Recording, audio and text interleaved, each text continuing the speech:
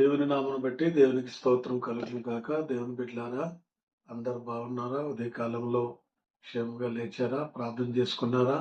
Bible చదివారా? దేవుని సందులో మోకాళ్ళుండి దేవుని మాటలు విన్నారా? దేవునికి వందనాలు. ముఖ్యం మీరు బాగున్నారు నమ్ముతున్నాను. ఒక చిన్న వాక్యం మీ ముందు ఉంచాలని నేను ఆశపడతా ఉన్నాను. దేవుని బిడ్డల ఉదయకాలంలో, ఎందుకంటే కాస్త నాకు నలతగుంది, బాలేక త్వరగా నేను చేయలేకపోయాను. కొంచెం లేటుగా వస్తుంది, వినండి.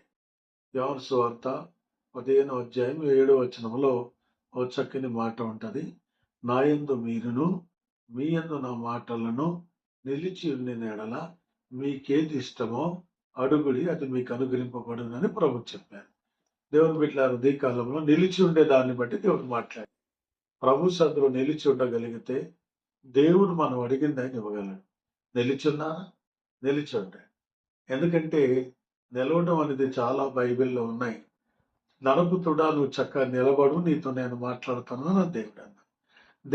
దేవుల్లో నిలిచి ఉండడం కావాలండి, ఎక్కడో నిలబడడం కాదు. అనేక స్థలాల్లో నిలబడతా ఉంటాం మనం.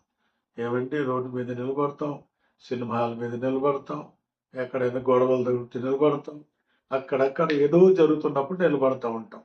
ఇక్కడికి నిలబడడం వేరు, ప్రభు దగ్గర నిలబడడం వేరు. ఆయన బండ మీద నిలిచి ఆయన మాటలు వినడం వేరండి.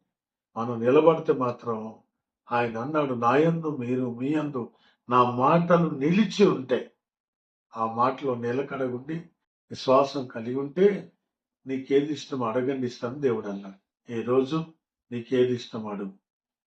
ఏం కోరుతున్నావు? ఏం అడుగుతున్నావు? దేవుడిని ఏం అడగబోతున్నావు? నువ్వు అడుగుతావు. ఊరికి అడబాక, కానీ నిలిచి ఉంటాడు. మాట మీద నిలబడు, దేవుల్లో నిలబడు, ప్రభు సన్నిధిలో నిలబడు, వాక్యమందు నిలబడి, విశ్వాసంలో నిలబడు, ఆత్మీయ జీవితంలో నిలబడి దేవుణ్ణి అడిగినట్లయితే దేవుడి ఉదయకాలం నీ జీవితంలో కార్యం చేస్తాడు. ఇది మాత్రం మర్చిపోతూ నువ్వు నిలబడ్డం కాకుండా నీ భర్తకు, లేక నీ భార్యకు, లేక నీ బిడ్డలకు, నీ కుటుంబానికి కూడా నిలబడమని దేవుడితో చెప్పినట్లయితే ఈ గొప్ప కార్యాలు మీ జీవితంలో దేవుడు చేయును గాక. ఈ చిన్న మాటలు దేవుడు మిమ్మల్ని దీవించును గాక. ఆమేన్. చిన్న ప్రభుని వందనాలు. ఉదయకాలంలో నా తండ్రి దేవా, నువ్వు మాట్లాడే ప్రతి మాట బట్టి వందనాలు నాయన. దీవించండి, ఆస్వాదించండి. బిడ్డలు నిలబడ్డారు, నీ కొరకు జీవిస్తున్నారు. బిడ్డలకు అవసరాలు అక్కడికి మీరు తీర్చండి. మీకేది ఇష్టమో అడగమన్నావు నాయన, ఇస్తానన్నావు తండ్రి. అక్కడికి ఉన్నవన్నీ కూడా మీకు ఎరుగుదురు కాబట్టి ప్రభా, బిడ్డలకు ఉన్న కష్టాల నుంచి, శోధనల నుంచి, శ్రమల నుంచి, బాధల నుంచి మీరు విడిపించి ప్రభా నా తండ్రి ఓ అద్భుతమైన కార్యం జరిగించమని ప్రార్థిస్తున్నాను. మేలుతో నింపండి ప్రభు, నీకు వందనాలు దేవా. సాయం చేయమని ఎరుగునే బిడ్డలు మీ చేతికి అప్పగించుకుంటూ, వాళ్ళు అడుగు వాటికంటే, ఊహించు వాటికంటే అధికమైన దేవుని బిడ్డలకు అనుగురించి మాయం పొందమని యేసయ్య నామమున తండ్రి. ఆమేన్. God bless you. దేవుడు మిమ్మల్ని దీవించును గాక.